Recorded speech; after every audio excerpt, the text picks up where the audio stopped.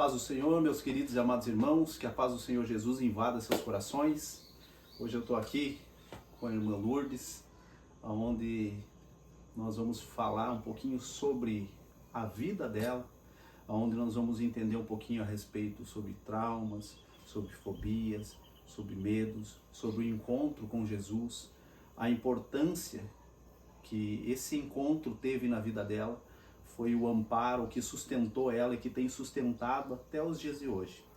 Então, para vocês entenderem um pouquinho da história da vida da irmã Lourdes, eu vou fazer um breve resumo inicial, e ela me corrige se eu estiver errado, do que ela já me contou, para que nós possamos entender um pouquinho, porque nós vamos resumir, porque vocês imaginem. Tá com quantos anos, irmão? 70 anos. 70 anos. Então nós vamos fazer um resumo e vamos pegar um apanhado do que, com certeza, esse testemunho ele vai impactar muitas vidas. Ele vai impactar a vida de muitas pessoas e vai ser útil para muitas pessoas.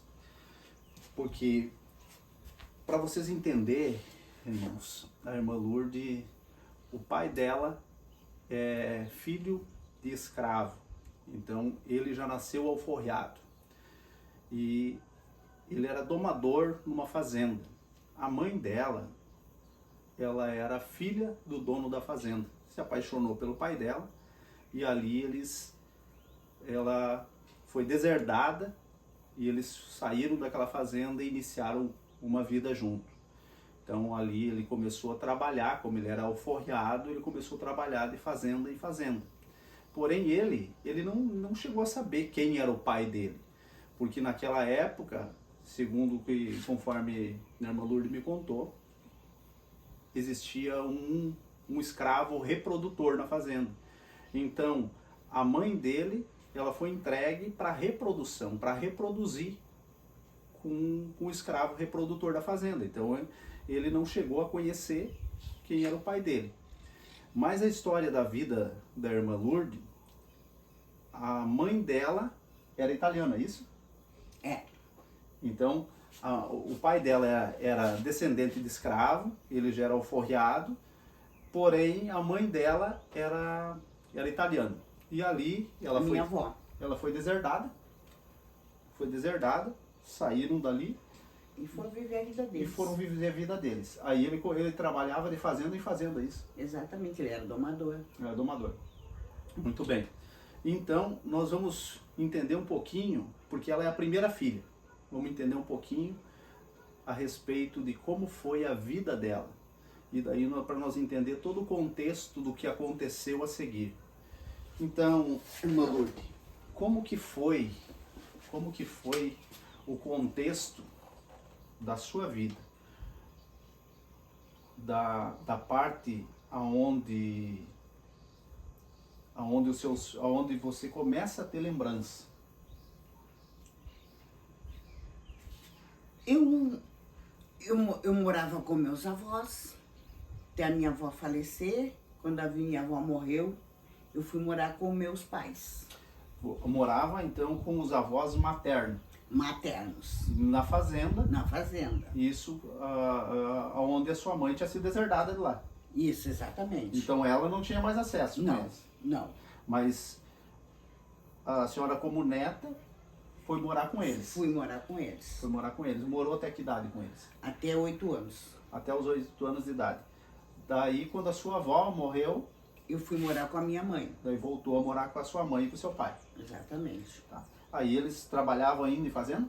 Não, já tinham ido morar em Passo Fundo. Ah, estavam morando em Passo Fundo. Muito bem. E nesse período de tempo, como que era a vida familiar de vocês? Já tinha outros irmãos, é certo? Tinha 6 irmãos. Já tinha 6 irmãos. Quando voltou da fazenda lá, Já tinha 6 irmãos. já tinha 6 irmãos, tudo pequeno. Tudo pequeno. Tudo pequeno. Tudo pequeno. Aí eles moravam lá. Então, eles moravam numa terra até que a minha avó tinha dado para ela, para minha mãe. Uhum. E aonde eu tinha uma parte também, que foi aonde a família inteira morava, em Passo Fundo. Que daí foi que quando eu cheguei, a minha avó faleceu, eu tive que vir morar com a minha mãe, porque os meus tios não me queriam lá, né? Então daí eu vim morar com a minha mãe, daí eu fui ser babá. Aí eles já não te queriam lá porque automaticamente por causa da sua mãe ter se casado com um filho de escravo. Negro, porque naquele tempo é negro, né? Meu pai era negro, então... Eles repudiavam aquilo, eles não aceitavam. Aquilo, já não era assim. Porque eu ia passear na casa dos meus tios, eu era muito bem recebida, sozinha. Uhum. Sem meu pai. Entendi. Eu ia passear na casa dos meus tios, eu ia lá, ficava lá, mas aquilo, somente aquilo. Tá. E quando voltou para casa, com 8 anos de idade, como que era o convívio da família, o que acontecia, como que era a vida que o seu pai e a sua mãe levavam? No começo, até que a minha mãe e o meu pai estavam meio centralizados. Mas aí logo a minha mãe aprendeu a beber. Uma comadre dela. E o seu pai já bebia? Meu pai bebia um pouco. Mas a minha mãe daí começou a beber, juntos os dois. Daí é que dava os conflitos, porque eu não gostava. Aí começavam de briga. De briga, e eu não gostava porque onde eu fui criada, a minha avó era muito tranquilo. Era o meu avô e a minha avó. Então um lugar bom. Era uma fazenda, meu avô e a minha avó, era só aquilo. E depois, quando a gente foi pra lá, que era um monte de gente, minha mãe brigava e fazia, e daí fim de semana tinha muita gente, eu não gostava. Daí eu fui trabalhar. Reunia outras pessoas. Reunia outras pessoas. Amigos. Sempre tinha os amigos. Que sempre, quando tem uma bebida, sempre tem os amigos. Sempre tem um motivo para uma junção. Ali já começa a bebida. E tudo acabava em briga depois. Tudo acabava em briga. Eu não gostava. Esse aí é que era o meu ponto de que eu sempre não gostava de reunião para bebida. Nunca gostei. Daí a senhora foi trabalhar? Daí eu fui trabalhar de babá. Babá. Fui trabalhar de babá. E eu sempre trabalhei. Desde os 8 anos. Porque o meu sonho era estudar para ser advogada. Então, eu trabalhava, cuidava, era babá e de noite eu estudava. Sempre estudei. E daí, a senhora está me contando que esses patrão eram bons para a senhora. Sempre foram muito bons para mim, muito bons, pessoas maravilhosas. Inclusive, que eu tenho para a vida. A senhora me contou uma experiência que a senhora teve, que o que acontece? Que não tinha uma comunicação, não tinha um diálogo, não tinha quem lhe ensinasse as coisas, que a senhora contou a experiência, que a experiência da primeira menstruação a senhora viveu e compartilhou com os patrões. Na casa dos patrões, porque eu fui morar com eles, eu morava com eles, né? Porque a minha vida era lá. Eu só ia uma tarde de domingo que eu ia em casa e voltava. Para casa dos patrões. Então eu morava lá, eu vivia lá. Só ia domingo à tarde em casa, porque às vezes eu levava meses sem ir lá, porque quando eu chegava lá sempre tinha bêbado, sempre tinha bebedeira. E eu não gostava disso. Sim, aquilo já dava um nervosismo. Aquilo lá, eu tinha 9, 10 anos de idade. Daí, e essa experiência foi na praia que teve a... Foi em Tramandaí, a primeira vez. Aqui perto, em Tramandaí, foi em Tramandaí, na praia de Tramandaí, foi que eu tive essa experiência maravilhosa, aconteceu tudo na praia e eu cheguei em casa e fiquei chorando. Daí a outra moça que trabalhava na casa, eu contei para ela, e daí ela foi contar para minha patroa, ela fez uma festa, porque eu era mocinha dela, então foi muito, muito, muito maravilhoso, umas experiências maravilhosas que a gente tem na vida, que compartilha com os outros, que às vezes a gente tem que compartilhar. Se tivesse sido compartilhado com a família, não tinha essas surpresas, que às vezes as mães não contam isso, né? Que eu queria tanto que as mães contassem, porque eu também não tive o hábito de contar isso para as minhas filhas. Porque eu acho que foram coisas que eu não tive. Sim, daí não conseguia replicar aquilo e também Coisas que transmitir eu não consegui replicar, muita coisa. Eu não consegui replicar para os meus filhos, porque foram coisas que eu não tive. Exato. Esse é um ponto bem interessante, irmãos, que o que acontece muitas vezes, umas pessoas cobram as coisas das outras. E muitas vezes a gente não consegue, não é possível uma pessoa dar aquilo que ela não tem. Então aquele diálogo, aquela conversa, sentar, explicar, a irmã Lourdes está dizendo que ela não conseguiu transmitir isso para as filhas dela, porque ela nunca teve isso, ela não viveu isso. Essa experiência para ela foi tão marcante com os patrão, e ela se alegra só não falar isso, porque para eles aquele momento de carinho, aquele momento de acolhimento foi algo muito marcante na vida dela. Então a importância desses momentos marcantes do diálogo, da comunicação, de conversar, de acolher, de ajudar os filhos a iniciar o processo da sua vida e entender como que funciona o passo a passo. Esse diálogo ele é fundamental. Ele estabelece um laço, um momento que fica marcado para a vida toda. Principalmente quando hoje eu vejo que as crianças de hoje são muito mais espertas, inteligentes, porque eu sei que hoje eu me sinto, que se eu tivesse a inteligência que eu tinha naquela época, seria diferente, seria. Porque a gente era mais inocente. A minha vida foi, há 70 anos atrás, era muito diferente de hoje. Mas tudo se resume hoje, se tu der amor pro teu filho e explicar para ele, isso aí vai ficar gravado na mente dele como se tivesse explicado para mim, naquela época. Então, e daí? Como que foi que foi rompido esse laço que a senhora tinha com essa família, que era a família dos seus patrão? Aonde que encerrou? Aonde que acabou? Como que foi que... Foi porque eu fui casar. Casar. Mas isso com 20 anos de idade? Não, com 12, 13 anos.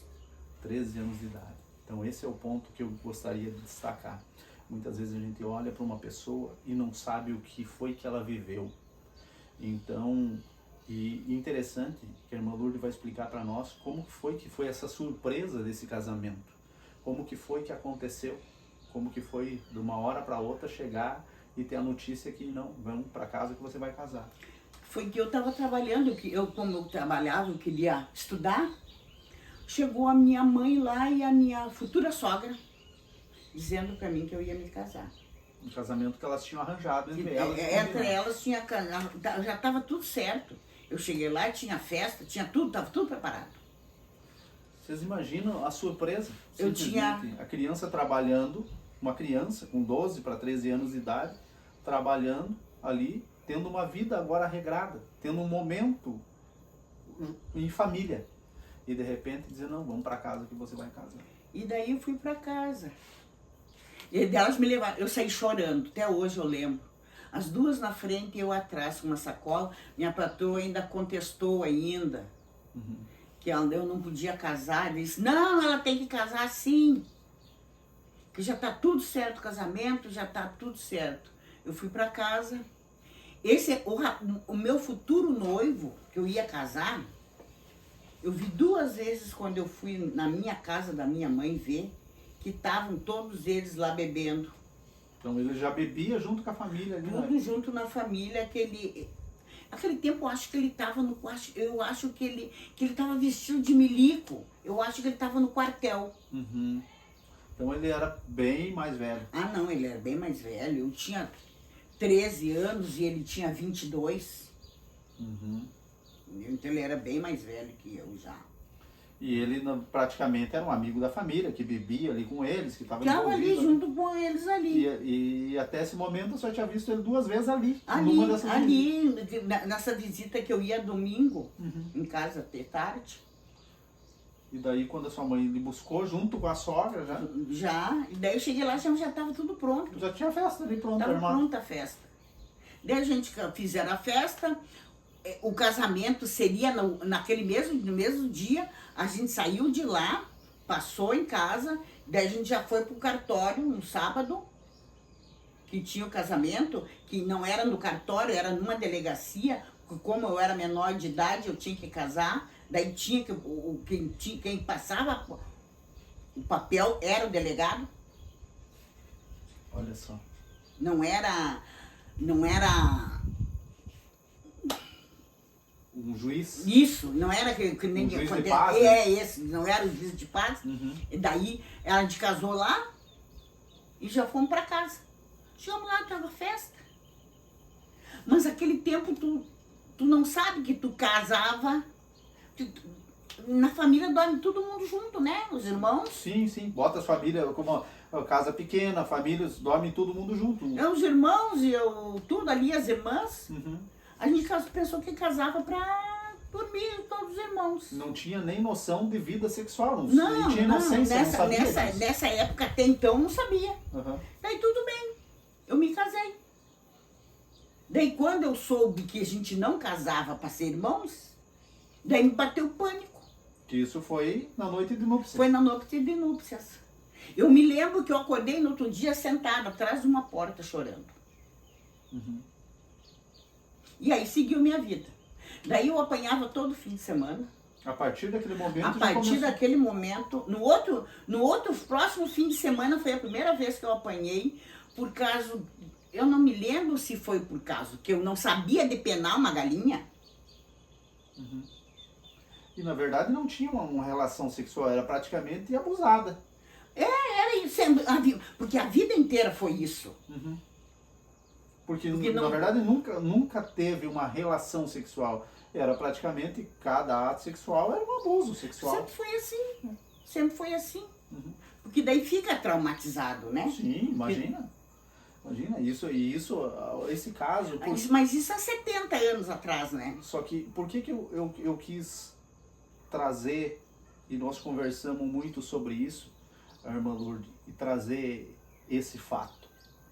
Esse fato, irmãos, é para que cada um de vocês que estiver vendo esse vídeo, em qualquer lugar do Brasil, possa entender que isso aconteceu com a irmã Lourdes 70 anos atrás. Vocês vão ver o que isso mudou na vida dela, que efeito isso teve, quais os traumas que trouxeram para a vida dela, que ela carrega até hoje, para que vocês possam olhar e denunciar, porque isso está acontecendo em muitos lugares no Brasil.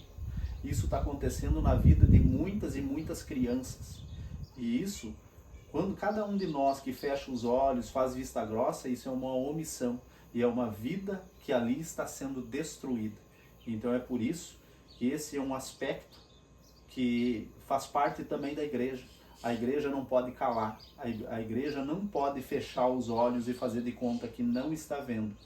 Quando nós que somos aqueles seguidores de Cristo, nós temos a obrigação de preservar vidas. E preservar vidas não é só o fato de não permitir que elas morram, é preservar a integridade tanto física quanto emocional das pessoas. Então por isso que nós estamos hoje aqui conversando, é para que esse testemunho ele possa chegar em muitos lugares e possa evitar que muitas outras crianças venham a sofrer e levar esses traumas ao longo da sua vida. Então, vamos seguir ali, irmã Lourdes. Aí, no próximo final de semana, depois do casamento, foi a primeira vez que ela apanhou. A primeira vez. Daí eu comecei a chorar. E apanhava que nem criança? E me dava soco. Vocês imaginem, então, que com 13 anos de idade, uma menina com 13 anos de idade, apanhando de soco de um rapaz que tinha 22 anos de idade, já um homem com 22 anos de idade. Que daí, porque daí eu fui morar lá, na casa da minha sogra. É que eu não podia falar nada. Porque ele ia pro quartel, eu ficava em casa. Daí eu engravidei. Logo eu engravidei, quando eu me casei. Eu tinha 13 anos. 13 anos eu fugi dele daí. Quando engravidou, sabia que já estava grávida ou não? Já sabia. Sabia? Sabia. Sabia porque a vizinha do lado que me contou. Eu estava com tontura. Como ele não deixava eu ir na casa de ninguém, eu não deixava eu ir na casa da minha mãe, eu não deixava eu sair de casa, eu contava para uma vizinha. Daí a vizinha disse que eu estava grávida. Daí eu apanhei dele quando ele chegou o fim de semana. De novo. Daí eu peguei e disse, porque eu sempre queria muito era trabalhar para me ter minhas coisas. Mas ele nunca deixava.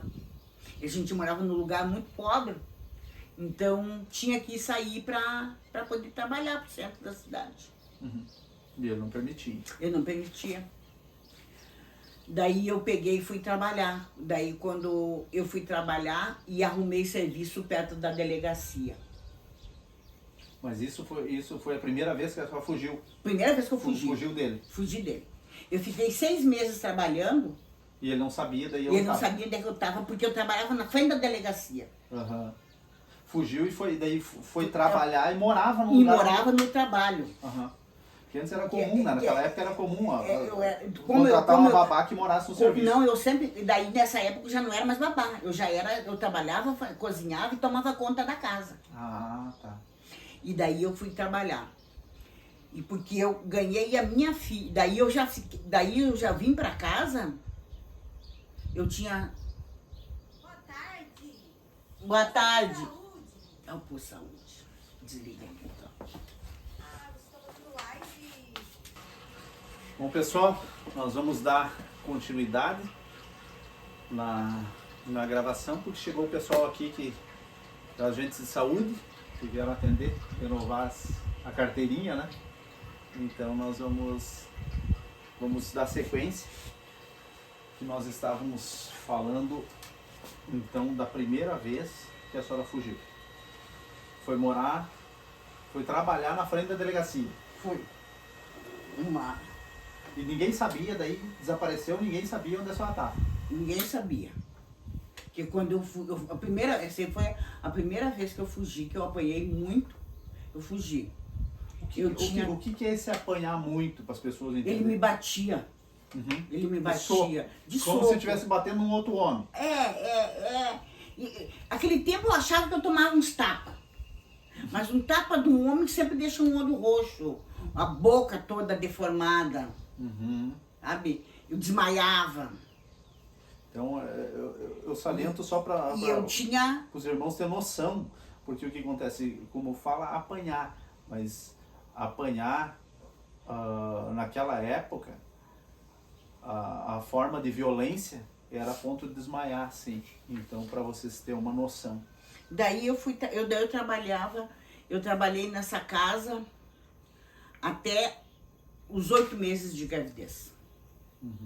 Faltava poucos dias para mim ganhar nenê. Eu saí do trabalho e vim para casa. Vim fazer o enxoval do nenê, eu vim costurar as roupas, tudo. Voltou para casa dele daí? Voltei para casa dos meus pais. Para casa dos pais. Eu voltei para casa dos meus pais. Daí eu cheguei eu me lembro como se fosse hoje. Eu voltei para casa dos meus pais, eu fiquei costurando ali. Eu não sei se ele estava no quartel em missão, não sei onde é que ele estava no quartel. Eu só sei que ele não apareceu. E como que foi a reação dos seus pais quando a senhora apareceu lá? Aí minha mãe ficou brava comigo, que eu tinha que ir para casa do meu marido. Eu tinha que ficar com ele. Só que eu não queria mais. E a senhora contou para que apanhava dele e tudo? Mas eles sabiam. Eles sabiam. Tava tudo certo. Tava tudo certo. Porque a sua mãe também apanhava do seu pai. A minha mãe, lá na casa da minha mãe também era toda briga, era tudo a mesma função, era sempre a mesma coisa. Eles brigavam direto, então a discussão, fim de semana era só beber. O problema lá em casa era o álcool, a beber. Igual na casa do meu esposo, da casa da minha sogra, era na casa da minha mãe. Fim de semana, todo mundo bebia e todo mundo brigava. Era esse vício aí que eu não suportava. Até hoje.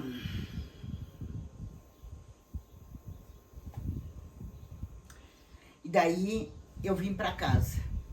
Quando eu cheguei em casa, no próximo, eu cheguei em casa, fazia uma semana que eu estava em casa, ele apareceu lá e a minha mãe disse que era para nós ficar junto de novo. Mandou embora com ele. Ir pra casa E eu dele. não quis ir para casa dele. Daí ele ficou lá na casa da minha mãe. Daí eu ganhei nenê na outra semana. Daí eu ia fazer 15 anos, no dia 28, o dia 14, eu ganhei a minha filha. Eu tinha 14 anos. 14 anos. Daí eu ia fazer 15 anos, daí, dia 28, né? Uhum. E o dia 14 eu ganhei a minha filha mais velha. Entendi. 15 dias antes de fazer aniversário, de completar os 15 anos, ganhou a primeira filha. Isso.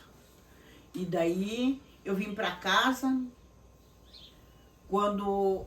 Pra casa da Pra sua casa, mãe, na casa da minha mãe. Eu fiquei que 15 daí ele morava ali também. Ele já estava ali junto também. Daí ele saiu, voltou, e eu fiquei na casa da minha mãe. Ele saiu, bebeu, voltou e me bateu. Dentro da casa da sua mãe. Dentro da casa da minha mãe. Da minha mãe me tocou de lá. Não quis mais eu lá. Porque eu chorei. Ah, porque tinha que apanhar quieto. Eu chorei e daí a minha mãe não me quis lá. Daí mandou a senhora e ele Daí, embora. daí ele me levou embora lá pra casa da mãe dele. A casa da mãe dele era a mesma. Daí começava tudo. Fim de semana, se bebia, se tinha álcool, eu apanhava. Apanhava mais ainda, daí lá na casa da mãe lá dele. na casa da mãe dele, daí era... E ele não deixava eu ir na casa da minha mãe. Uhum. Porque daí, por exemplo, quando não tinha alimento, ele não trazia alimento, eu ia na casa da minha mãe buscar. Daí ele não gostava. Uhum. Tinha que passar o que passasse, mas não contar. Tinha que ficar quieta em casa. Daí a minha filha foi passando o tempo, e eu logo engravidei de novo. 2 anos, 1 ano e pouco eu engravidei de novo. Uhum. Daí a gente foi trabalhar, ele saiu do quartel e a gente foi trabalhar fora.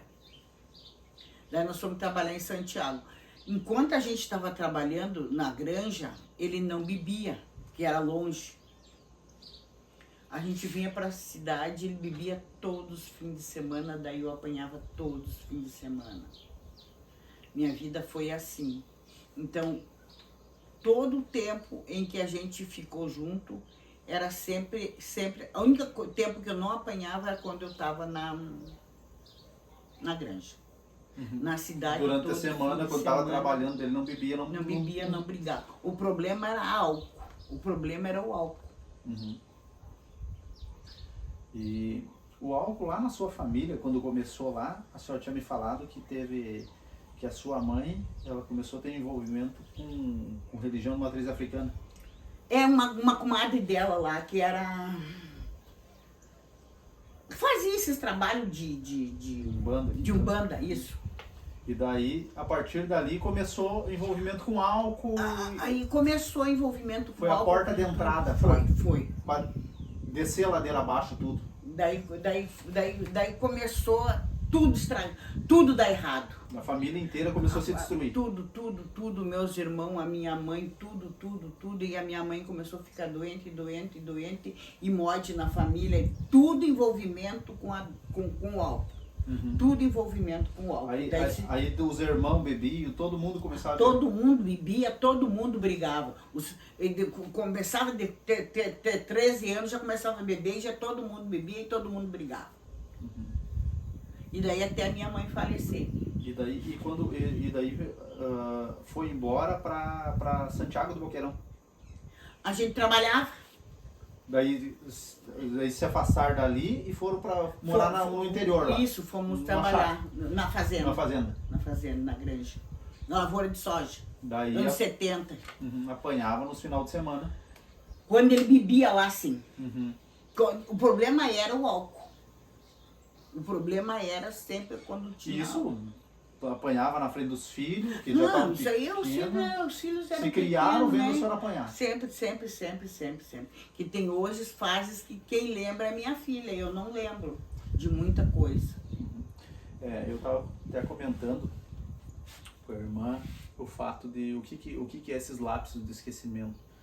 Isso aí é um recalque, né, que acontece com a pessoa devido a traumas muito fortes, que ela acaba recalcando o nosso cérebro, ele recalca, ele esconde, joga lá no inconsciente para que porque às vezes é tanto sofrimento para evitar, vamos dizer, um agravamento, a pessoa entrar numa depressão, algo assim. Então muitas coisas, aquilo fica um branco, fica um lapso naquela parte da vida da pessoa. Então muitas coisas esquece. Mas ela estava me contando que a filha dela às vezes revive momentos que ela não consegue lembrar, mas que a filha presenciou tudo. A filha mais velha presenciou tudo, que ela viu tudo, né? Minha filha hoje, porque hoje eu tenho pena das minhas filhas, que elas viveram isso. Porque eu não sei o que se passava na cabeça, porque nem eu não me lembro o que se passava na minha cabeça nessa época. Que não tinha como alternativa. Achava que aquilo era o normal da vida, né? E acabava que aos poucos achando que aquilo a vida era aquilo ali. Tinha que viver. Por causa que tu apanhava do marido, ia lá. Uma vez eu fui na delegacia e o delegado perguntou pra mim o que eu tinha feito pra ele, que eu tava machucado daquele jeito. Então, tu ia fazer o quê? Não tinha pra onde recorrer. Não tinha. Aí... O que eu achava era fugindo. Arrumando um trabalho e morar na casa do patrão. Daí a senhora tinha 2 filhos quando estava morando nessa granja. Estava com os 2 filhos. Os anos 70 todos eu tive 2 filhos, 3 filhos, um nasceu na granja. Daí lá na granja nasceu o terceiro. Isso. Eu estava na granja, nasceu o terceiro. Uhum. E daí o Rudimar, que foi o último que eu ganhei na cidade. E daí foi nessa... Que foi quando eu vim para a cidade e o Cristiano tinha 15 daí voltaram dias. da granja? Vim da granja, o Cristiano tinha 15 dias, deu meningite no Cristiano, o meu filho do meio. A gente ficou 6 meses internado. Que deu meningite meningocócica nele, o ano 71, 73, 75. 75 deu meningite no Cristiano, mês de janeiro. A gente ficou 6 meses internado com ele. Eu sofri muito, porque quando eu ia em casa buscar roupa e tomar banho, meu marido dizia que eu estava puteando, que eu não estava internada no hospital. Que no hospital com meningite não pode sair de casa, né? Sim. Tu tem que ficar internada. Como meu filho tinha 40 dias, eu amamentava ele, então a gente era uma sala separada, só eu e ele. Que enquanto ele estava com meningite, eu não podia ter contato com ninguém, né? Uhum. Então eu era isolada ali em casa, ninguém sabia, ninguém explicava. Ficava em isolamento. Ninguém explicava o porquê que eu não ia em casa. Uhum. Daí chegava em casa apanhava. Em casa apanhava, porque ninguém sabia onde é que eu estava. Uhum. Ninguém tinha contato comigo, que não podia. Ninguém acreditava. Uhum. Porque não adianta tu falar. E não tinha para quem recorrer, porque a mãe, o pai, os irmãos, tudo bebiam, estavam todos... Ninguém acredita. Ninguém acreditava em mim. Só tinha uma pessoa, era uma comadre minha, que acreditava, que cuidava dos meus 2 filhos menores, a Márcia e a Silvana. Que era uma prima dele que acreditava que eu estava no hospital. Que cuidava as crianças. Os 2 mais pequenos, enquanto eu ficava no hospital. hospital. Que é a comadre Laíra, que me ajudou nessa época. Uhum. Que eu fiquei 6 meses internada, que primeiro deu meningite, ficou 3 meses de meningite, daí deu tipo uma desidratação, que naquele tempo diziam que era desidratação. Meu filho ficou assim, ó, igualzinho com as crianças da Etiópia, quando eu saí com ele do hospital. Uhum. Tinha um cabeção desse tamanho, umas perninhas desse tamanho, um bracinho desse tamanho, só um olho desse tamanho. E eu saí com meu filho vivo do hospital. Esse hospital eu rezei muito, eu pedi muito a Deus. Porque a conhecer Deus, a senhora começou a conhecer, pela senhora me falou, com a sua avó, né? Com a minha avó. Com a sua avó, ela tinha muita fé, uma pessoa de muita fé. Muita fé. A gente ia na missa todos os domingos e a gente ficava bordando e rezando o terço na área. O dia inteiro a gente rezava muito terço. Então eu tinha muita fé. Apesar que eu sofria muito, quando meu marido me batia, eu ia pro mato com meus filhos e eu dava a teta pro nenê não chorar. Porque eu estava numa moita escondida com os filhos pequenos Pra ele não agachar. e ele estava em roda caminhando, dizendo que ia me matar se me pegasse. E ele me encontrou no mato escondida com os meus filhos. Ele cansou de passar nos pés da gente e ele nunca me achou. Por isso que eu tenho muita fé. Tem um Deus maior que nos protege, nos cuida sempre, sempre, sempre. E no hospital eu rezei muito e todo mundo dizia que o meu filho não ia andar, que o meu filho ia ter milhões de problemas, por causa que ele teve a meningocócica, então eles diziam que ele ia morrer, que olha, graças a Deus, o meu filho nunca precisou de tabuada. Meu filho passava as contas no mercado e ele mesmo fazia a conta de cabeça. Então tem um Deus maravilhoso que nos guia. Só tem que entregar para ele.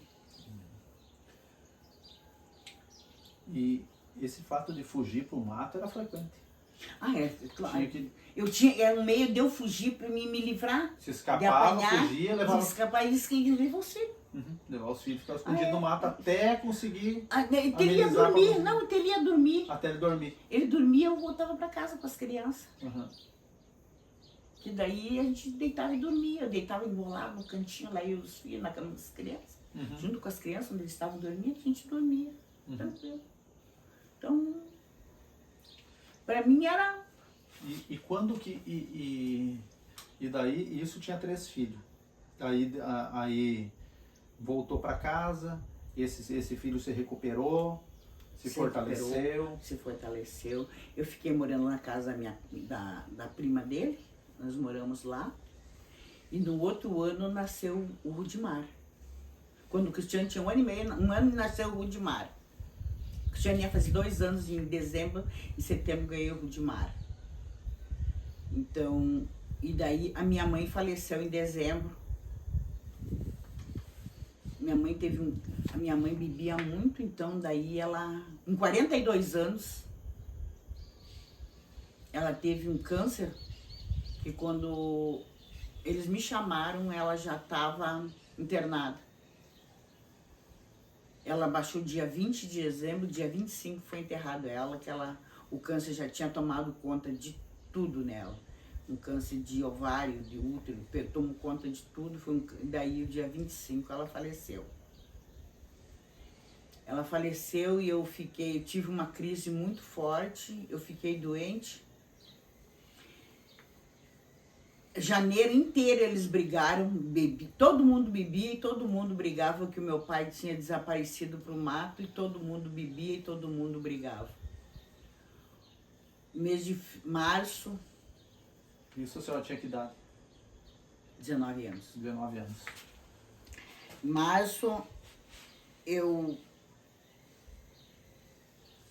peguei, que a gente tinha ido trabalhar na granja, trabalhamos 15 dias na granja, chegamos, meu marido me bateu muito e a minha vizinha mandou eu ir embora, disse para mim ir embora que ele ia me matar. Eu já não tinha mãe, não tinha nada, peguei minha irmã e fugi. Sua irmã tinha 5 anos. 5 anos de idade. A Silvana tinha 4, o Cristiano tinha 3, a Márcia tinha 2 e o Rudimar tinha 4 meses. E eu tinha 19 anos. Então, com uma criança de 4 meses, a senhora pegou os 4 filhos, mais a sua irmã, e fugiu. Fugi. Com a ajuda da minha vizinha, eu fugi. A vizinha ajudou daí, porque ela viu que ele ia lhe matar. Ela me acompanhava sempre. Ela era uma vizinha assim que era mais que uma mãe, era tudo pra mim. Pra você ter uma ideia, irmãos, a irmã Lourdes não lembra, mas ela estava me contando que a filha dela, a mais velha, contou que teve situação que ela não lembra como foi que aconteceu, mas que ela só acordou no hospital, ela lembra ter acordado no hospital, porque ela apanhou tanto na cabeça que ela desmaiar no meio do pátio com paulada na cabeça. Então só tava com um pano, botava o pano assim para tampar o sangue, a ambulância vinha, levava para o hospital. E é coisas assim que ela esqueceu, talvez devido ao trauma, pancada, mas ela não lembra dessas coisas. Mas a filha que estava presenciando tudo lembra. É, minha filha, esse tempo. Uma vez eu lembrei alguma coisa, que a gente tinha uma mesa de fórmica, e é que aquela mesa me bateu na cabeça, o pé daquela mesa. Mas eu não me lembro de detalhes. A minha filha que disse que eu estava caída no pátio, porque eu lembro eu sentada na cama, a minha irmã entrando pela janela do hospital, que ela era pequena também, não deixava entrar pela porta. E a minha filha disse, não mãe, tu tava... A vizinha, crente nossa, pegou e ia nos levando, e tu tava deitada no chão do pátio esperando a ambulância vir te buscar. Aquele tempo não era ambulância, eu acho que era ação. Eu me lembro que era um carro branco. Era tipo, era da prefeitura, na verdade. Era um carro, era uma ambulância, na verdade, mas era da prefeitura, aquelas que tinha antiga, né? Que era aquelas caravanas antigas. Isso, aquela lá que veio me buscar. Só que eu só me... Quando acontecia isso, eu só me lembro que ele chegava em casa, derrubava a porta e estava me batendo. Daí eu só me lembro depois no hospital eu já deitada, com o curativo. Agora, para vocês terem uma ideia, não... quando nós olhamos para o contexto inteiro dessa situação... Que eu não lembro de coisas. Nós vamos lembrar assim, ó, que a filha relata que das coisas que ela vivia e presenciava. Agora imagine só esse trauma já passando para os filhos. Como que fica a cabeça das crianças, como que se criar num lar como esse, sempre com medo, achando que a qualquer momento a mãe pode morrer, o pai pode matar a mãe. E tudo isso, o que eu queria salientar para os irmãos, que é o ponto alto desse testemunho, é para que ele possa chegar em muitos lares que estão assim sendo destruídos pelo álcool, para que as pessoas possam entender que o álcool é a porta de entrada para todo o mal, seja tanto para o espiritismo, o ocultismo, para tudo o resto que vem. Ele é o ponto de entrada, onde tem destruído muitas famílias. Hoje a gente tem visto filhos que estão indo para as drogas, mas o que acontece? Muitas vezes as consequências futuras lá, ela começa de uma família desestruturada. E um ponto, a porta de entrada é o álcool. O álcool, quando ele entra para dentro de uma casa, o objetivo inicial das pessoas é ter uma alegria, um momento de descontração. Mas o uso contínuo, frequente daquele álcool vai fazer com que o que acontece que ali comece a gerar vício e depois a destruição das famílias. Então, nós estamos falando de estrutura familiar, de uma estrutura familiar, e nós estamos vendo aqui, o relato que nós vamos ver assim, de uma família passando para outra, de geração em geração, a destruição por meio do álcool.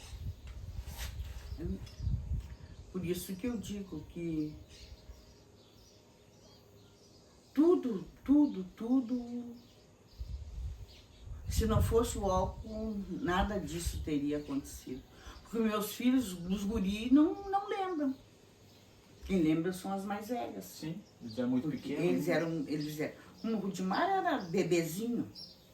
E daí quando a senhora fugiu de casa, que daí vem o ponto alto de uma história de luta, uma história de sobrevivência, uma história de ter que se superar, de proteção, de proteger os filhos. Como que foi essa história no momento que a senhora fugiu de casa, que ajudada pela vizinha, conseguiu...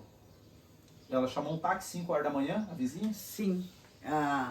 Ele chegou, bebeu, brigou, me bateu e ela disse assim, hoje tu não fica mais aí, tu vai embora. Junto o que tu tem. Eu não me lembro quanto eu peguei de dinheiro, eu não tenho ideia de quanto foi que eu peguei. Só sei que dava passagem. E daí eu peguei e fui para... Aquele tempo era trem. Eu peguei o trem. Tinha uma senhora que eu já tinha trabalhado, que sempre dizia para mim, quando tu precisar de mim, vai na minha casa. Ela morava em Novo Hamburgo. Eu peguei o trem de Passo Fundo e fui para Novo Hamburgo. Cheguei em Novo Hamburgo, eu nunca tinha ido para cidade grande, eu nunca tinha visto cidade grande. Eu só conhecia Passo Fundo, lá no meio do mato. Quando eu cheguei em Novo Hamburgo, eu fiquei na rodoviária uma semana, sentada na rodoviária, pensando no nome dela e perguntando para um e para outro, porque eu achei que as pessoas passavam por ali. Como se fosse num bairro. Alguém vai conhecer ela aqui. Eu não tinha noção do tamanho da cidade. Não tinha noção. E eu fiquei em Novo Hamburgo, a gente morou uma semana na ferroviária em Novo Hamburgo. Daí, eu não sei quem mandou a gente embora. Mas pedia Alguém dinheiro para comer? lá. Como que fazia para Não, comer isso, para alguém, dar as coisas para as crianças? alguém dava comida, uma fruta, uma coisa. Eu saía procurar, por exemplo, eu perguntava se alguém tinha alguma coisa para fazer, que eu queria trabalhar, eu queria fazer alguma coisa. Sempre alguém. A gente estava na rodoviária, sempre tinha gente comendo, eles davam comida pra gente ali. Hoje eu vejo essas sem teto, sou eu. Uhum. Era ela. Estava sentada aí na rodoviária. Mas eu não tinha noção do que era. Era época de frio ou de calor? Não, era janeiro, era fevereiro, era bem, calor, né? era calor, não era frio, era calor. Por isso que eu digo, a gente só tinha uma colchinha, que a gente se enrolava naquela colchinha e era Ficavam todos juntos ali. todos juntos ali, nós 5 ali juntos. Então, a gente sempre estava junto, sempre estava junto. E daí, mandaram nos embora de volta para Passo Fundo. Daí eu peguei e desci em Porto Alegre. Não queria ir para Passo Fundo. Pensou, vou voltar a apanhar Não lá, agora queria vai ir ser para pior. Passo Fundo. Daí desci em Porto Alegre, fiquei em Porto Alegre uma semana na ferroviária. No mesmo modelo. Daí me mandaram embora de volta para Passo Fundo de novo. Prefeitura mandou embora. Eu acho que era, não sei quem era, eu só sei que apareciam umas pessoas ali, me tiravam dali e diziam, ó, vai embora que nós não queremos mais tu aqui. Uhum. Daí a gente ia embora. Tá? Fomos embora. Quando eu ia chegando em Santa Maria, eu vi aquele morro assim, aquela mata. Como eu fui criada, sempre morei na fazenda, e no mato pra mim era de menos. Era o habitat meu. Eu olhei aquele morro e digo, ah, é ali que eu vou morar. Desci do trem em Santa Maria. Ia passando por a beira do trilho, vi umas madeiras lá. Cheguei e falei com a senhora, pedi para a senhora, ela me deu. E eu segui, desci. Logo adiante tinha uma casinha bem humilde, enorme de um pátio, bastante pé de abacate. Era meio-dia, eu pedi água para essa senhora, Dona Helena. Ela mandou eu entrar com as crianças e nunca mais eu saí dali. Foi a melhor sopa de farinha que eu comi na minha vida. Só falou que ela só tinha aquilo para comer. Só tinha aquilo ali para comer. Tinha eu, ela, a família, os filhos dela, a irmã dela, os filhos da irmã dela e os meus filhos. E ela disse, o que Só nós tem- comemos, vocês comem também. Só tem essa panela de sopa. Todo mundo comeu aquela panela. Eu acho que aquela comida foi a comida de Jesus Cristo, deu para Para alimentar todos. alimentar Porque todo mundo. multiplicou. Uma panelinha assim, todo mundo comeu daquela sopinha. Uma sopinha de farinha de milho assim com os temperinhos verdes. Até hoje eu enxergo aquele prato de sopa, bem ralinha. Ela pediu o que a senhora estava fazendo ali, contar a sua E história. daí eu contei a minha história para ela. Ela disse, daqui tu nunca mais vai sair. E ali eu morei 6 anos. A senhora me contou que o que acontece, a senhora não quis abusar da boa vontade dela, a senhora disse que ia fazer a sua casinha. Eu disse para ela, não, ela queria que eu fosse dormir. A casinha dela era bem pequenininha. Uhum. Como é que eu ia? Mais uma família? Não, eu digo não. Eu quero ter a minha barraca. Porque eu sempre morei em barraca, na fazenda, a gente morava na barraca. Uhum. Na igreja a gente morava na barraca. Pra mim era de menos, que eu, tranquilo. Uhum. Se eu tiver uma lona, tranquilo. Daí eu fui lá. Nós comemos, a gente descansou à tarde. A irmã dela juntou todo mundo. Olha, tinha uma fila. Todo mundo foi buscar. Cada criança trazia uma tábua. Daquela que a senhora tinha ganhado. Daquela que eu tinha ganhado. Eu já ganhei um pedaço de lona e uma panela. E uma lata de querosene para mim fazer um fogão. Ali, para quem não sabe, a lata de querosene abre ela no meio e faz um fogareiro, né? É. Faz o fogareiro e cozinha em cima, né? Enche de terra até ali, dobra, faz foguinho ali. Faz o fogo em cima e cozinha, põe a panela para cozinhar em cima. É. Eu cheguei lá no sábado, eu disse, segunda-feira eu vou procurar trabalho. Que eu nunca quis depender de ninguém. Deus sempre proveu para mim. Nunca se desespere. Entregue nas mãos do Senhor, que sempre Ele vai prover.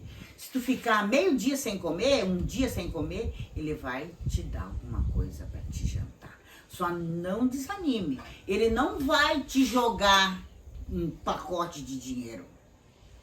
Vai procurar trabalho. Sempre vai aparecer alguma coisa para ti. Eu tenho 70 anos, se eu precisar hoje, eu sei que eu vou sair daqui, vai ter alguma coisa para mim fazer e à tarde eu vou voltar, nem que seja com o dinheiro do pão. Pode ter certeza. Entrega nas mãos do Senhor, que sempre não vai faltar o teu pão. Na minha casa sempre foi assim. E até hoje, pode ter certeza que o Criador sempre vai prover o teu alimento. Como que foi? Aí, na segunda-feira, como que a senhora foi procurar serviço? Eu não conhecia a cidade. Eu só tinha descido na ferroviária e voltado para trás, costeando os trilhos. Eu perguntei, como é que eu faço para mim ir no centro da cidade? Não, tu vai reto por onde tu veio, na primeira rua tem uma avenida, lá onde tu pegou o saco, onde tu deixou o saco de roupa guardado, porque a minha mala era um saco cheio de roupa de criança e uma colcha. Era o quê? A mudança. Eu peguei, voltei e fui lá. Eu caminhei 3 quadras na avenida, eu cheguei numa loja dos turcos. Meio-dia eu estava trabalhando. Mas como que foi a história? A senhora viu a placa, chegou ali, a senhora me disse que a mulher nem acreditou que a senhora sabia fazer alguma coisa. Suja, fedendo fumaça. Olha, eu estava há 20 dias morando na rua. Eu tomei banho na sanga de manhã para mim e procurar trabalho. Eu tinha lavado a minha roupa no dia anterior. Só tinha aquela roupa. Só aquela roupa que estava no corpo, que a única, era só uma muda que eu tinha. E as outras roupas que eu ganhei lá, umas saias, umas coisas, mas era muito rasgada, muito velha, que eu ficava na rua com ela. Então, eu só tinha aquela, uma calça azul e uma blusa estampada, um chinelo de dedo. E eu cheguei lá e eu disse pra ela, tinha uma plaquinha, precisa-se de uma pessoa que tome conta, limpe a casa e cozinhe. Precisava de cozinheira também. Eu cheguei nessa loja, bati na loja e um senhor me atendeu. Daí chamou uma senhora e a senhora, eu expliquei para ela que eu cozinhava e limpava a casa e cozinhava. Daí a gente conversou, ela me explicou, eles eram turcos, e eu tinha que aprender a fazer comida árabe, eu disse que não sabia, mas eu aprenderia. E que o primeiro dia podia fazer uma comida qualquer para eles, que eles aceitariam. Tudo bem. Eu cheguei na porta da loja dela, ela entrou comigo, ela mostrou a casa dela, ela mostrou a cozinha, ela queria que fizesse almoço, era arroz, feijão, purê, bife, acebolado e salada. Até hoje eu tenho... Nunca esqueci desse cardápio, eu tenho até hoje minha carteira assinada. Ela disse, 11h30 tu coloca o almoço, 15 para meio-dia a gente fecha a loja e vem para almoçar, que em 1 hora a loja abre de novo. E interessante que a irmã Lourdes me contou que ela já era acostumada com isso, porque na granja, lá que ela, na fazenda que ela trabalhava, ela cozinhava para 30 peão lá. Então, ali ela já tinha prática com cozinha, já sabia cozinhar para bastante gente também, né? Então, isso foi o que favoreceu naquele dia. Não, minha vida sempre foi Sempre cozinhando. Sempre nesse Dentro de casa e família, trabalhando, cozinhando. Família, porque depois a minha vida foi cozinheira, eu só sei cozinhar até hoje. Então, me aposentei como chefe de cozinha, porque depois que eu vim para Porto Alegre fiz cursos de N coisas, então aí estava começando a minha vida trabalhando. Então, E como que foi às 11h30? Senhor sabe, 11h30 quando eles entraram, a mesa estava posta e eu servindo o almoço. Ela chegou e me abraçou e disse, eu não sabia que tu era capaz. Pela tua aparência, eu não sabia que tu daria conta. Por isso que eu digo, seja você. Tenha fé e seja você sempre. Muito bem. Ali, naquela família, só ficou trabalhando ali 3 anos. 3 anos. Aí a realidade dos filhos, tudo começou a mudar, começou a conseguir manter a família. Ali, não, eu já estava estruturada, né? Porque daí, 15, eu trabalhei essa semana inteira, no próximo fim de semana, apareceu a igreja do Coração de Maria, de Santa Maria, da Chácara das Flores, umas missionárias da igreja, me deram a casa. 2 peças. Pra morar com as crianças. Elas fizeram a casa. Ah, Lá, nesse lugarzinho no onde eu mesmo tava, lugar. no mesmo lugar, na barraca, Aham. só um pouquinho mais pra cima, eles fizeram a casa pra mim. Uhum. E os meus patrões me deram cama, colchão, tudo. Arrumaram a minha casa. Aí Deus começou a abençoar, que cada um começou a ajudar de um lado e foi se organizando as coisas. Daí outra coisa, as gurias iam pra catequese, as levavam as gurias pra igreja, o Rudimar já ia pra... Quando eu saía pro trabalho, o Rudimar era muito bebê e o Rudimar tinha problema de bronquite. O Rudimar nasceu com 900 gramas. Ah, nasceu prematuro, bem pequenininho. Não era prematuro, mas era bem pequenininho. Que aquele tempo não... Eu acho que ele era prematuro, Era, porque não sabia o tempo certo. até enquanto eu estava em Passo Fundo, para ele se aquecer, que era setembro, a gente botava numa caixinha de sapato na porta do fogão a lenha e abria o fogão a lenha e botava ali na caixa de sapato ali, porque ele era desse tamanho, bem pretinho. É meu filho, coisa mais linda. E daí ele ficava na porta do fogão a lenha ali. Sabe? Era que ele se aquecia. Então ele teve muito problema de bronquite. Ele ficava com quem? Com a Rosane. Ah, tá, da Rosana ficava cuidando dele. Sempre foi ela que cuidou dele. Porque eu ia trabalhar. Você imagina que ela também era Ele bem pequenininha, ela era novinha, ela tinha... 5 anos. 5 agora, vamos dizer que fosse 6 já ali naquele período, mas ela ficava cuidando. Uma criança basicamente cuidando outra. Não, era 5 crianças. Tudo pequeno. Tudo pequeno. Não. Tudo menos de 5 anos. Uhum. De 5 anos até Até meses. 5 anos. Era essa aí a minha família. Uhum. Pensa numa família abençoada. Aí eu saía, porque sempre quando eu saía, a Rosane dizia, ai, Lourdes, o que... Eu ganhava passagem. Daí eu deixava passagem para comprar leite pro bebê. Eu ia a pé. E daí, ô Lourdes, pega o dia da passagem. Eu digo, pai, ficava feliz da vida, pegava o dia da passagem, levava, que era o dinheiro que eu tinha para comprar o leite. Sim. Deixava em casa, a Rosane comprava o leite e dava. Tudo isso a Rosane fazia. Uhum. Então, a Rosane foi meu porto seguro. E daí daí eu já tinha estrutura, né? Daí ficou quanto tempo ali? 5 anos. 5 anos ficou. 5 anos. E daí, o que aconteceu? Daí a Rosane quis saber dos irmãos. Porque dela já estava com 10 anos aí. Já. Ela quis saber da família, do seu irmão. Foi aí que daí eles me trouxeram para Passo Fundo. Aí ela fez contato ou ela veio embora? Não, a gente escreveu uma carta. Ah, escreveu uma carta e eles descobriram onde tu estava. Porque não tinha como fazer, não tinha. Aham, sim. Eu não tinha contato. Eu escrevi uma carta. Uhum. Daí eles foram Daí atrás. eles foram lá e nos trouxeram para Passo Fundo. Daí contaram que o meu ex-marido não estava morando lá no centro, que ele não morava na casa do meu pai, morava no centro. e um pouco debaixo da ponte lá da aviação férrea. Ele tinha se atirado. Tá, tinha. Daí ele se atirou na bebida de vez. Tinha. Vivia lá.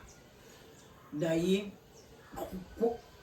como as crianças até hoje dizem, que o pai deles dizia pra eles que ele tinha ido para aquela vida por causa de mim. Porque eu sempre trabalhei. Eu sempre disse pra eles.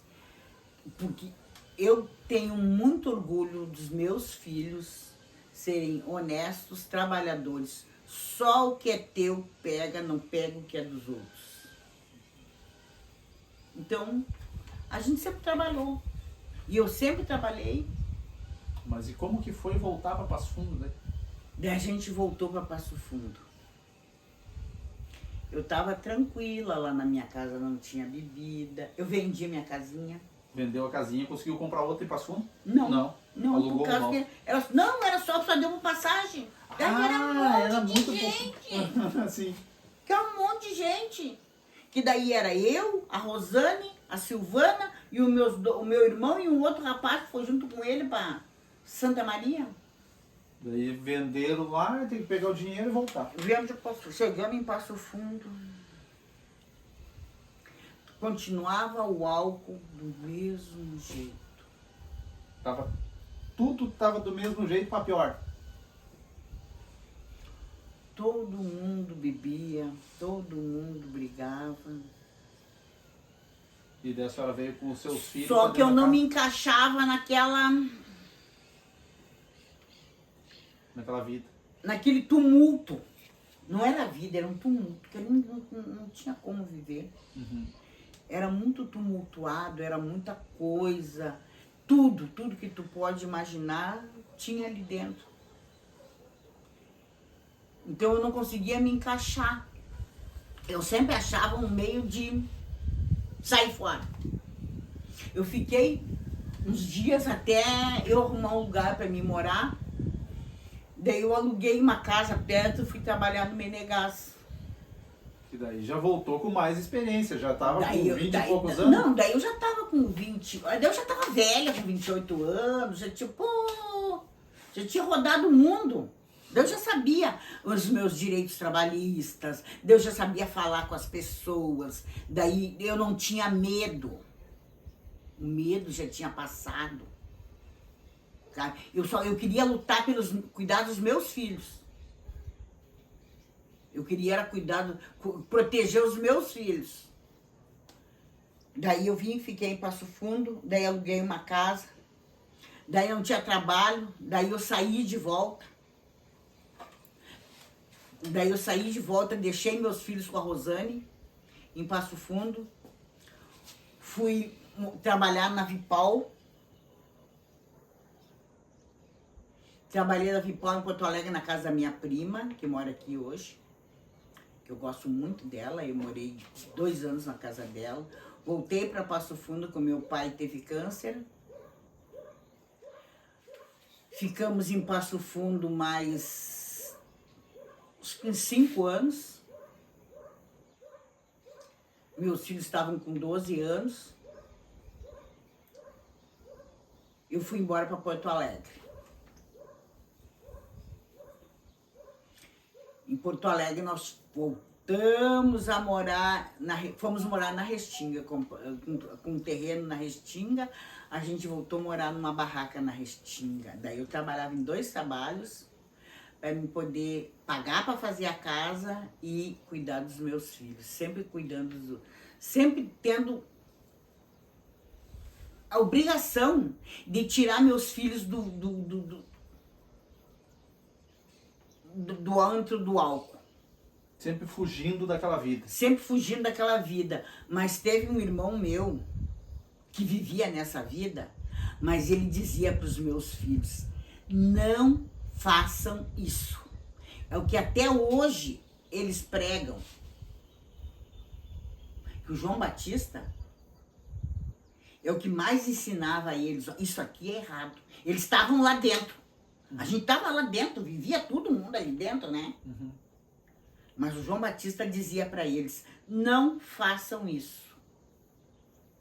Não roubem, não bebam, Não se droga, porque droga, álcool, tudo. Tudo daí predominava ali. Tudo que... E tanto é que o que acontece? Todos eles se destruíram. Família inteira Eu se não destruiu. tenho família. Meus irmãos todos faleceram do álcool. Por isso que eu digo, cuidado, cuide dos teus filhos. Lá atrás, todos bebiam. E eu sempre falei, cuidado com o álcool. Daí por quê? Fica uma família vazia. Fica um lugar vazio.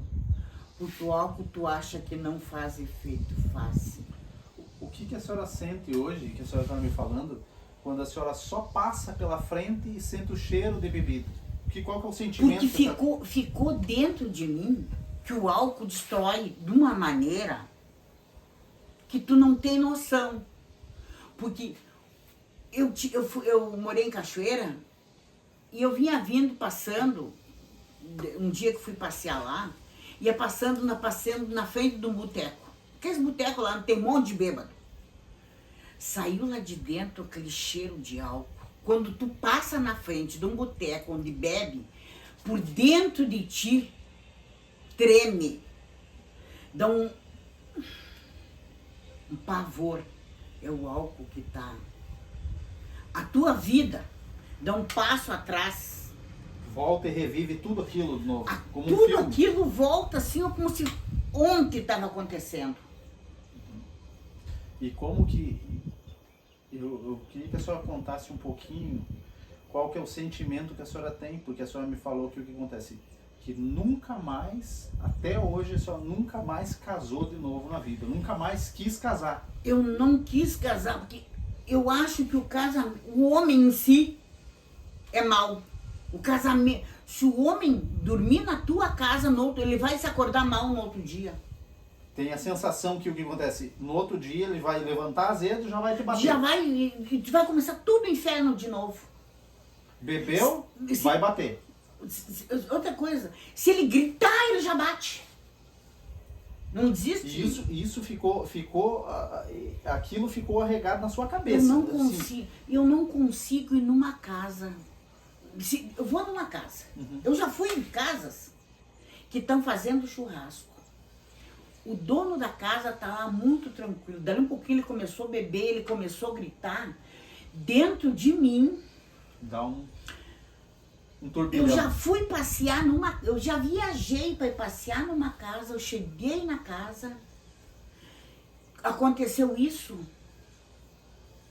eu peguei bem quietinha, eu cheguei de manhã, meio-dia, já estava de volta na minha casa.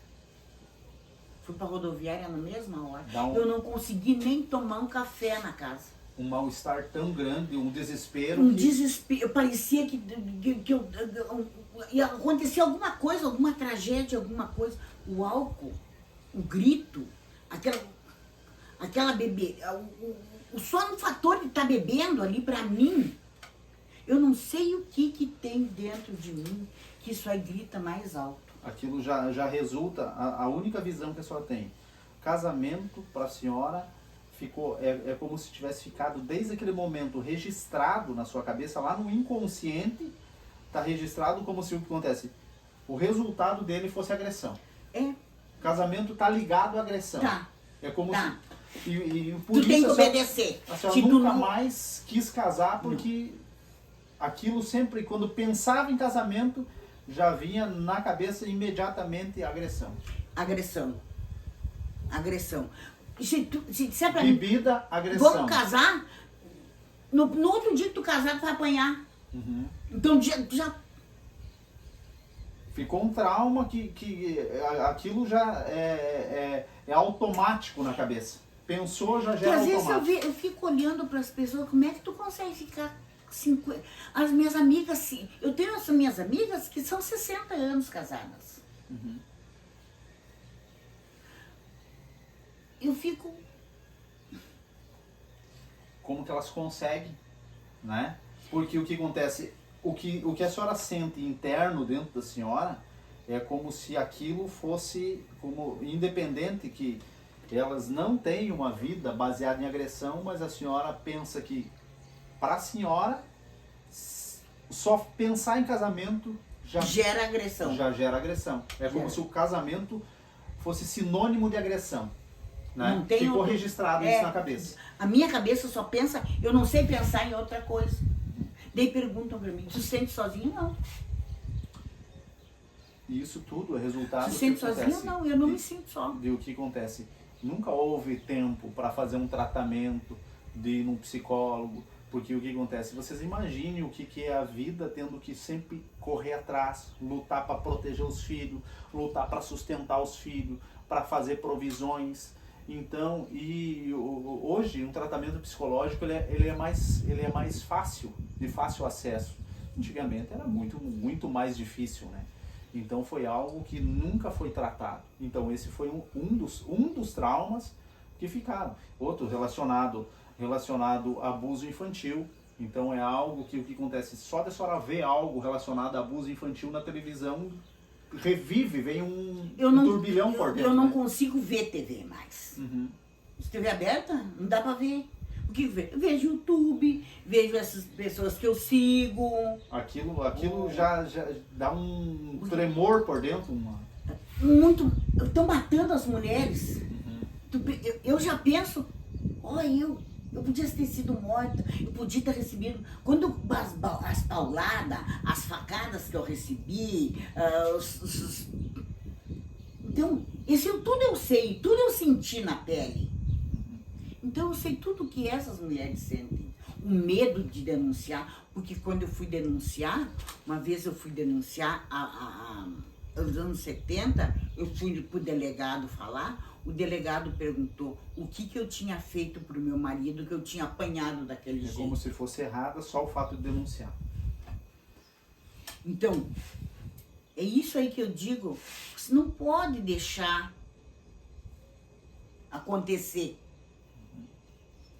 Justamente o objetivo desse testemunho é justamente para mostrar que o álcool ele é um ponto que destrói a família, que ele entra e ele é destrutivo. Não existe nada construtivo. Então esse já é um ponto para um alerta. E dentro de muitas famílias, que os filhos estão indo para o álcool, que as famílias precisam do álcool para ser feliz, que precisam dessa estrutura. Outro é a questão do abuso infantil, das famílias que deixam os filhos, vamos dizer, à mercê. Que nem a senhora acolheu, cuidou, protegeu os seus filhos. Mas hoje, nos dias de hoje, há muitas famílias que deixam os filhos soltos e depois querem cobrar, porque não proporcionaram um lar para proteger as famílias. Então, esse é um dos resultados que acontece de muitas famílias estar sendo destruída. E esse testemunho, ele traz um alerta sobre isso. Ele tem o objetivo de alertar para que muitas famílias possam olhar para dentro dos seus lares, olhar para dentro das suas casas, possam proteger seus filhos, possam unir suas famílias e ver que uma família ela pode estar sendo destruída sutilmente. Que traumas precisam ser tratados. A irmã Lourdes ela nunca teve a oportunidade de tratar. A vida que ela tem, ela é muito grata a Deus, porque foi Deus que protegeu ela, a família dela, foi a fé dela que sustentou ela até os dias de hoje. Então, depois de tudo isso, de ela criar os filhos, de vir para Porto Alegre, ela passou por provas ainda mais severas, né? Que foi a doença daí, né? Como que foi? Aí eu vim para Porto Alegre e fui. Eu tenho muito a agradecer, porque eu vivi, eu e os meus 3 filhos, nunca eu tive problema com os meus filhos. O maior medo que eu tinha era dos meus filhos beberem enquanto eram jovens. Eu nunca tive problema com os meus filhos, porque eu era cozinheira. Sempre fui cozinheira, eu sempre trabalhei muito, porque eu sempre, eu chegava do trabalho, eu dizia para eles, cuidado. O meu irmão sempre dizia para eles, cuidado. Ele não tinha uma vida correta, mas ele sempre falou, cuidado. Então, isso são coisas que são passadas de vida para outro, porque o meu medo era dos meus filhos. Então, eu tenho muito a agradecer a Deus. Eu vim para Porto Alegre, eu vim para Restinga, trabalhei na Restinga, construí minha casa, construí minha vida. Meus filhos ficaram junto comigo, vieram junto comigo. A gente sofreu muito. Tinha dias que a gente não tinha nem o que comer. Por quê? Porque era muita gente. E só eu que trabalhava. Eu não tinha. Às vezes a gente tinha que escolher. Ou no aniversário de um comprava um chinelo, no aniversário do outro comprava um tênis, no aniversário do outro não tinha nada para dar. A gente fazia uma nega maluca e cantava parabéns. Não tinha vela, cantava parabéns com uma vela de vela mesmo. Então, mas sempre estava junto. Mas sempre a gente esteve junto. Eu tenho muito a agradecer a Deus pelos meus filhos. E daí, 2008, eu fiquei doente, muito doente. Tive 2 AVCs. Tive um infarto, tive um câncer no útero. Tudo em 2 anos, 2 anos e meio. Eu fiquei 1 ano sem andar. Eu sofri muito nesse 1 ano que eu fiquei sem andar. Eu me tratava, foi muito, muito, muito difícil. Daí o médico disse pra mim que eu não ia mais caminhar. Eu fui no médico, o médico disse, olha, nunca mais tu vai andar sozinha, nunca mais tu vai morar sozinha, porque como tu tem 2 AVCs, tu tem um infarto, tu é cardíaca, tu teve câncer, então tu não vai poder andar sozinha, tu não vai poder sair, porque se tu sair, tu vai te esquecer do caminho, tu vai saber voltar para casa. Eu saí do médico, eu parei na porta do posto e chorei muito, muito. Eu ia descendo para casa, bem devagarinho, porque naquele tempo usava bengala ainda. Tem uma igrejinha na Restinga, eu sentei na porta da igreja, eu chorei muito. Eu rezei muito, eu fiz muita oração, eu pedi muita força, eu pedi para Deus não me deixar eu ficar daquele jeito.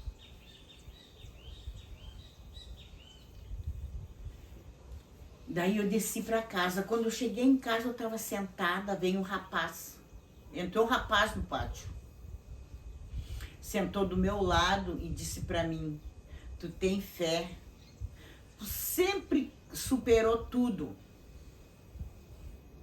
A partir de hoje tu vai superar tudo e eu não quero mais te ver chorar. Ele só chegou perto de mim, falou isso e desceu. Do lado da minha casa tinha uma sanga. Ele falou, sentou do meu lado, conversou comigo, entrou. Nunca mais ouvi ele. Desceu para sangue e desapareceu. A partir dali, nunca mais eu senti nada. E hoje, com Eu 70 anos de vendi minha idade, casa, eu fui pesca, embora pra Cachoeira. sozinha, Eu fui pra Cachoeira, eu reformei mora toda sozinha. a minha casa, reformei toda a minha casa. Eu andava por todos os matos de Cachoeira, por todas as beiras do Rio Jacuí. Eu conheço todinho o Rio Jacuí. Eu cacei, pesco, tive o sítio, planto no sítio, pesca a cavalo, pesco a cavalo, ando a cavalo, tomo conta de tudo, tomo conta da minha vida, sou feliz, sou realizada, não tenho solidão, não tenho nada.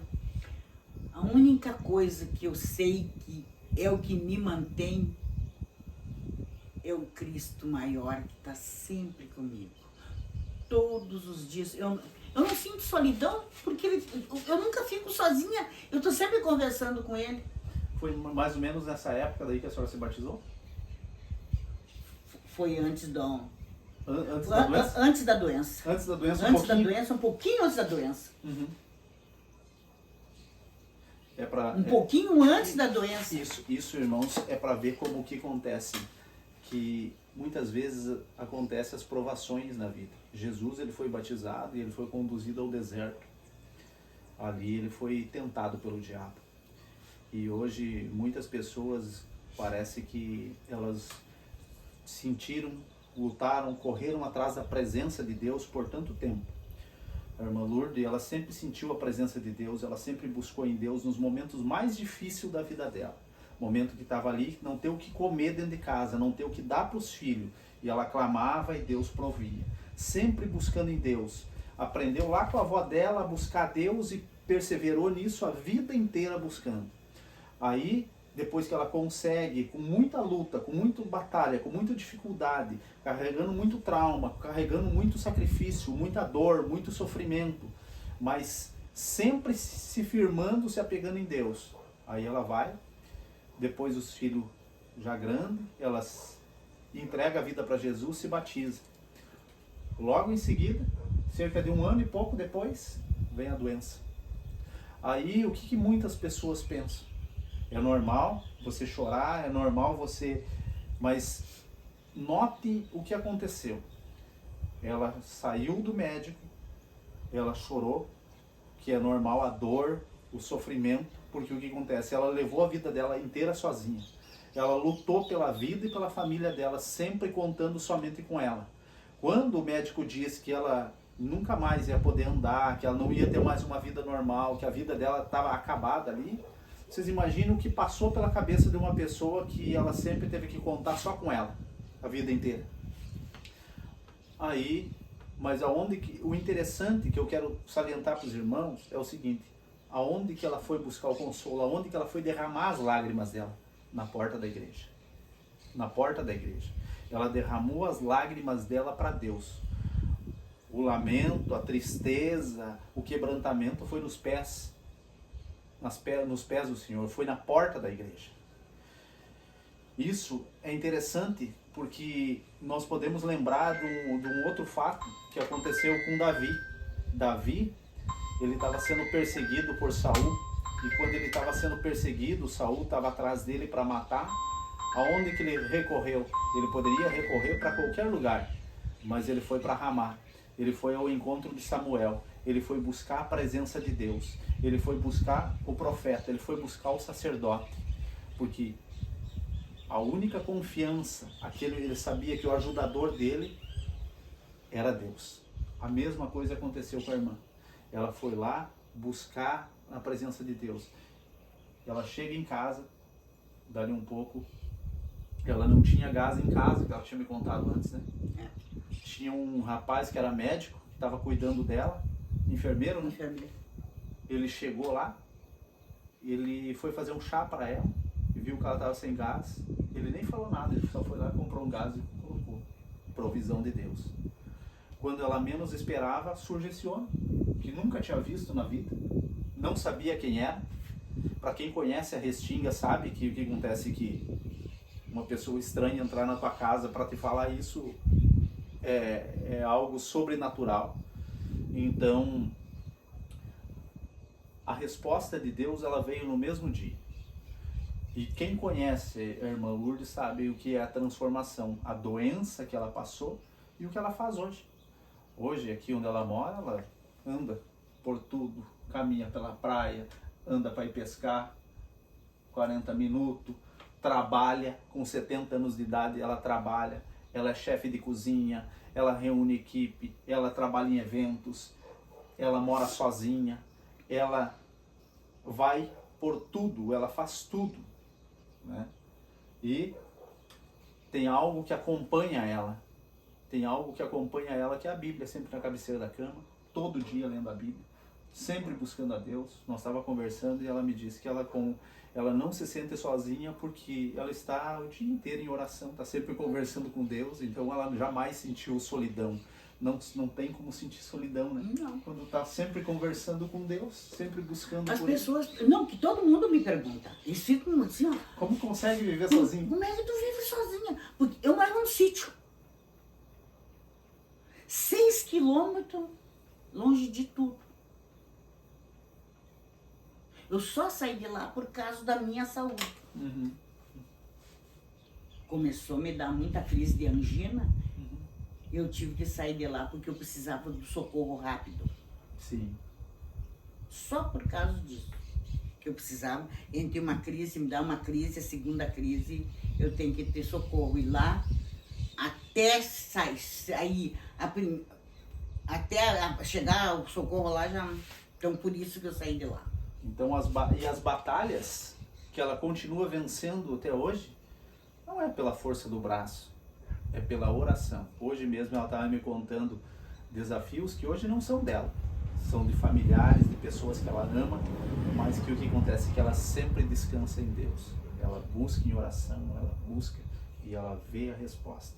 Porque a vida dela foi construída com base na fé e na confiança em Deus. Sempre e eu sempre tenho. Deus é tão poderoso, tão maravilhoso. É só tu entregar para Ele. Eu tenho cura do meu filho Rudimar. Eu tenho a cura do Cristiano, tem a cura do meu... O Rudimar ressuscitou no meu colo. Eu vi meu filho morrer e ressuscitar na minha frente. O médico disse para ele que ele tinha sido milagre. Isso é testado no médico. A sua vida é construída de milagres. A minha vida é construída de cada um milagre atrás do outro, assim, ó. São coisas assim, ó. Tem gente que não dá bola. Para mim, eu acredito em milagres. Hoje, as famílias, por que elas não veem o milagre? Por que elas não conseguem sentir a paz de Deus? Por que elas não conseguem sentir pela distância que elas estão de Deus? Hoje, cada um que ele buscar a Deus, ele vai encontrar a verdadeira felicidade. Ele vai superar o vazio. Vocês imaginem quantos traumas foi construída a vida da irmã Lourdes. Mas em Deus, ela encontrou o amparo, o consolo, o refúgio. Foi Ele que cuidou. Foi Ele que protegeu, foi Ele que zelou por ela. Era importante um tratamento psicológico, tratar os traumas? Sim, é importante. Mas ela nunca teve essa oportunidade de fazer esse tratamento. Foi sempre Deus que cuidou dela. Assim como a palavra de Deus diz, os leões podem passar fome, mas o Filho de Deus não vai passar fome. Não. Assim como a palavra de Deus diz, ainda que o teu pai e a tua mãe te abandonem, eu jamais te abandonarei. E isso se cumpriu na sua vida. Pode ter certeza que jamais Deus vai desamparar, vai deixar abandonado, não. Não. Eu não preciso estar junto com meus filhos. Eu não preciso estar fisicamente. Eu não preciso estar com meu filho fisicamente. Mas meu filho está aqui sempre. Eu posso estar onde eu estiver. Eu tava trabalhando em Porto Alegre, na Vipal, estava de serão. O meu filho estava em Passo Fundo. E eu estava orando para o meu filho na hora da janta. A janta era 1h30 da manhã. Trabalhava no turno da noite. Eu estava orando para ele na hora da janta. Eu cheguei em casa, eu dormi.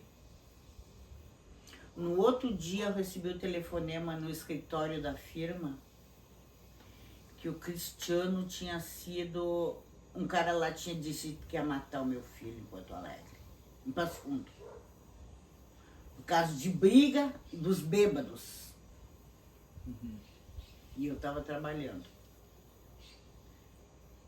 Daí, no sonho, no mesmo noite, no sonho, veio Jesus e disse para mim: não te preocupe, eu estou cuidando dos teus filhos. Então, por isso que eu digo, mãe, não precisa tu estar do lado dele.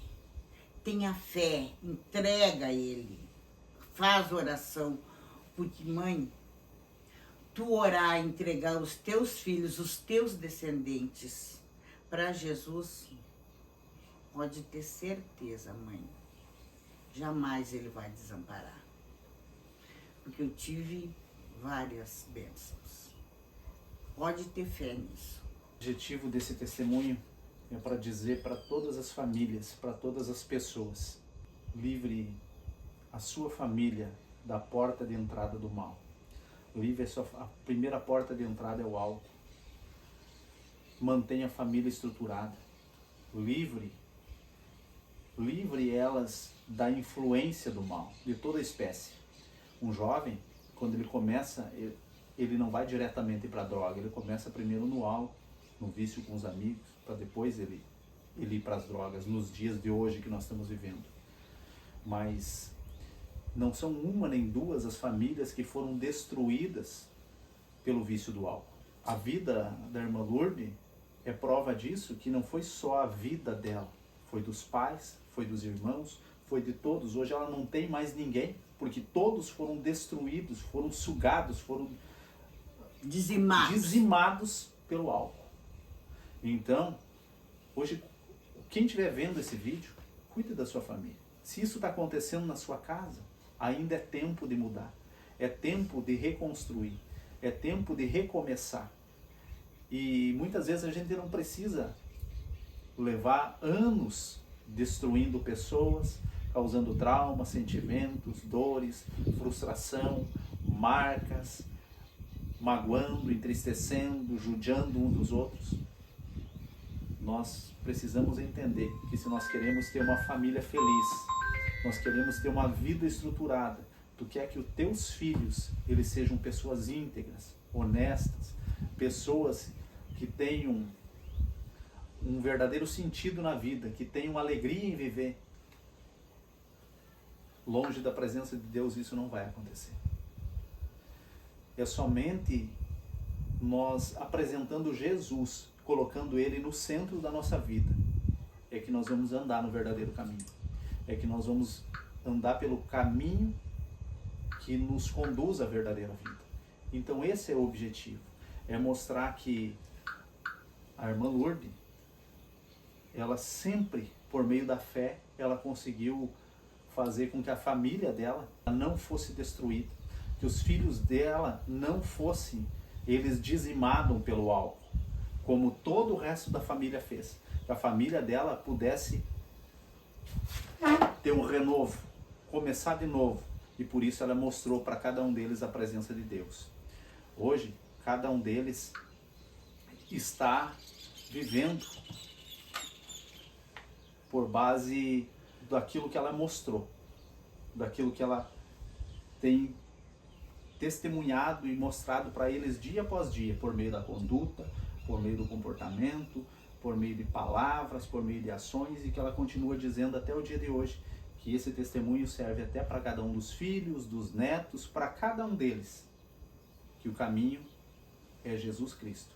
Só Ele salva, cura, transforma, liberta e dá a verdadeira vida. O que a senhora tem para dizer para as famílias, para cada uma das pessoas, Brasil afora, em qualquer lugar, que vai estar vendo o seu testemunho a respeito do que destrói uma família, mas o que constrói uma família? O que constrói uma família? Só Jesus. Só Jesus constrói uma vida. Nada mais te estrutura. Nada mais te dá o correto. Entrega a tua vida. O Senhor está chegando aí. Está chegando no fim dos tempos. Proteja a tua família. Entregue ela para o Senhor. Tenha fé. Tenha fé, amor. E proteja a tua família. Contra tudo e contra todos. Você sabe que você pode, se tu entregar a tua vida ao Senhor. Só Ele pode. Vou agradecer, irmã Lourdes, por compartilhar conosco, com todos os irmãos do Brasil afora e até mesmo pessoas que ainda não aceitaram Jesus. Você não precisa sofrer. Você não precisa passar por sofrimentos para daqui a algum tempo você aceitar Jesus. Você pode evitar e já ter uma vida estruturada, ter uma família feliz já agora. Nós precisamos olhar para quem já viveu, para quem já passou por as coisas ruins da vida e estão nos alertando, dizendo não vai por esse caminho, que esse caminho ele não vai te levar a lugar nenhum. O verdadeiro caminho é Jesus. Só Jesus pode dar verdadeiro sentido para a vida das pessoas. Então por isso que você que ainda não aceitou Jesus, o tempo é agora. Como a irmã disse, Jesus está voltando. Em breve não haverá mais tempo. A porta da graça ela pode se fechar a qualquer momento. Então coloque Jesus na sua vida agora. E que esse testemunho ele possa invadir a sua casa, invadir o seu coração. Por que um testemunho é tão importante? Porque retratos de uma vida, eles registram na nossa mente e no nosso coração. E eu tenho certeza que aquela pessoa que ela hoje está permitindo que o álcool entre dentro da sua casa, talvez de forma sutil, depois ela vê esse testemunho.